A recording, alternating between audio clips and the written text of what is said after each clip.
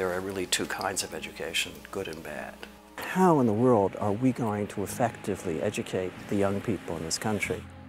Business as usual just won't do.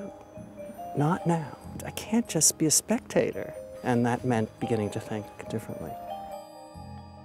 My name is Liz Coleman, and I'm the president of Bennington College.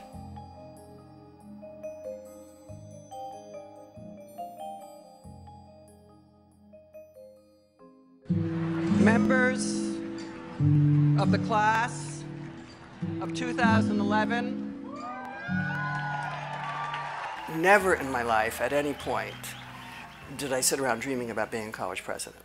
College presidencies have huge variation in terms of their character. I was going to be a hands-on college president because of my deep immersion and fascination and love of the act of educating. You have a mind and you have other people. Start with those and change the world.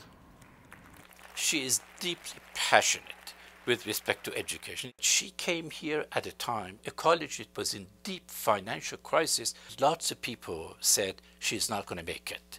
The college is going to fold.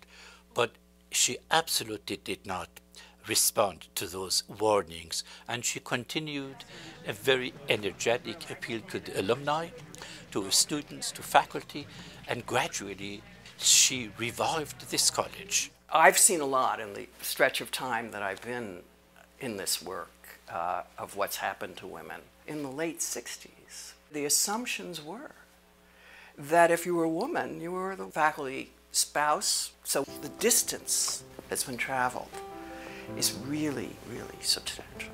The first time I came to Bennington was as a candidate for the presidency. I realized that there was an intensity here of a different kind, a kind of intellectual, imaginative, even emotional intensity. That was what, to me, was the sign of a thrilling educational setting.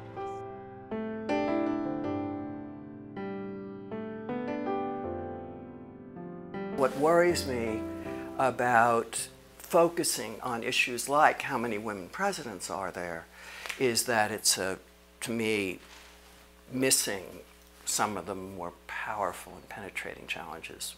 Issues like the environment, issues like uses of force, issues like the distribution of wealth. And it's not by being a college president, it's what I do as a college president.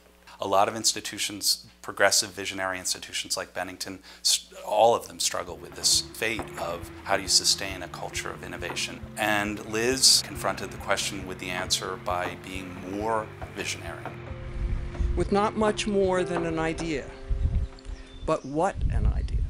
An institution with an unbounded confidence in human possibilities. Ideas to die for. Bennington brought a new energy and vitality to American higher education.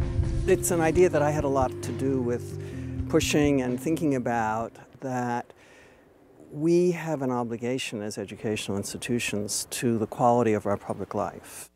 When Liz realized that the problems of this country and the world were escalating, as a college president, she confronted what her responsibility is and should be. And as part of that, she developed an idea that then turned into the Center for the Advancement of Public Action. Take the problems that are confronting us and not just study them, but to do something about them through workshops, through classes, through internships, thinking with action. This has been a great marriage of two geniuses. The institution, which is a real genius idea, and a visionary leader, Liz Coleman. So one of the ways I'm thinking about it is that's a power thing. But mostly it's about really having a curriculum that is focused on the challenges of what it means to actually do something to affect the kinds of change we desperately need. I don't think there's any other college that's doing that. Every once in a while, the work of a president makes it possible for something to be done. You know what it is, and you actually have the power to do it. If you are not making a difference, and a significant one, there's something that's not quite right.